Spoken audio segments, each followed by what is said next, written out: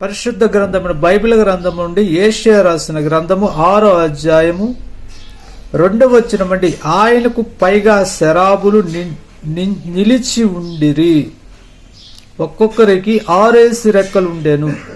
వారు సైన్యములకు అధిపతి యెహోవా పరిశుద్ధుడు పరిశుద్ధుడు పరిశుద్ధుడు, సర్వలోకము ఆయన మహిమతో నిండి ఉన్నదని గొప్ప స్వరముతో గాన ప్రతిగానములు చేయుచుండిరి.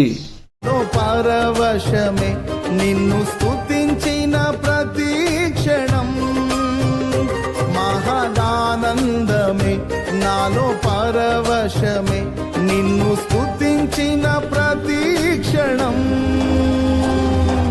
సుమధుర స్వరముల గానాలతో వేలాది దూతల గళములతో కొనియాడబడుచున్న నా యేసయ్యా, నీకే